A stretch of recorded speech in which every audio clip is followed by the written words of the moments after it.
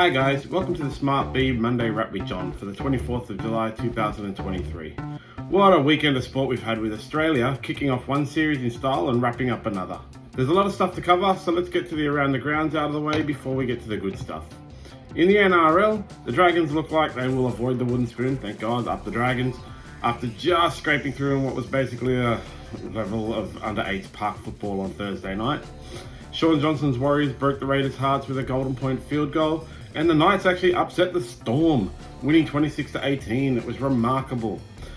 In the match of the day on Saturday, the Cowboys took revenge against the Eels, beating them 24-16. This is kind of weird because in round 13 when they played, the Eels won 24-16. The NRLW kicked off their first round with a new record. Broncos' Ashley Werner became the first ever send-off in the NRLW for biting. She's going to cop a huge ban if she's found guilty at the judiciary. And Dragons coach Jamie Soward has had a massive blow-up after the Dragons loss because no media bothered to come to the match.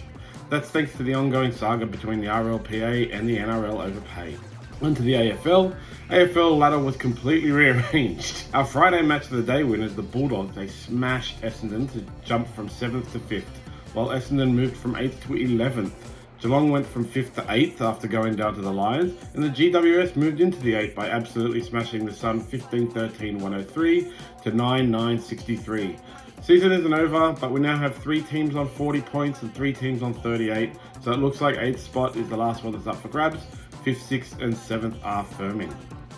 Our Sunday UFC card, Aspinall versus Tybura. Tom Aspinall came back in absolutely dominant fashion, finishing Marcin Tybura in just 1 minute and 13 seconds of the first round. He sent a message to the heavyweight division. He'll probably be fighting the winner of Gane versus Spivak next before moving on to a title shot. Meatball Molly Hype Train is officially derailed. She's now lost her last 2 matches by submission. I think she might want to get back to her team and start training some defense in jiu-jitsu. She could probably look up Craig Jones, who's famously helped the pound-for-pound #1 Alex Volkanovski with his grappling. And now, the moment we've all been waiting for. Aussie, Aussie, Aussie, oi, oi, oi! The Ashes will be retained by Australia after they weather the storm. Literally. Rain has washed out the last test, which England was absolutely dominating. So it's resulted in a draw. That means we get to keep the Ashes. It's not the best way to win, but it has happened before. The British press are having a big whinge about it, typical Poms. But guys, let's look at 2013 when Britain celebrated their win after their 3rd test was washed out. In the women's Ashes, England is primed to win for the first time in a decade with the series tied 6-6. The Aussies are absolutely missing a couple of our best players in the injured Matt Lenning and retired Rachel Haynes. Hopefully the women can win the next 2 and keep the Ashes in our hands. Now, what an amazing weekend of football, soccer, it's been. Australia managed to hold on and win 1-0 on Thursday through a penalty goal. They took the much needed 3 points, but we can't show any highlights because FIFA is super strict about their copyright, so here's some image of random things.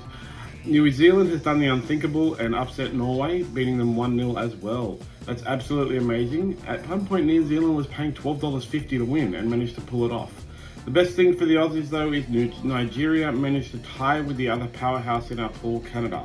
That means Australia is at the top of our ladder in Group B. We're the only team who's had a win. We are up against Nigeria on Thursday at 8 p.m, so make sure you tune in to watch that. Sam Kerr's still going to be unavailable after her late pullout.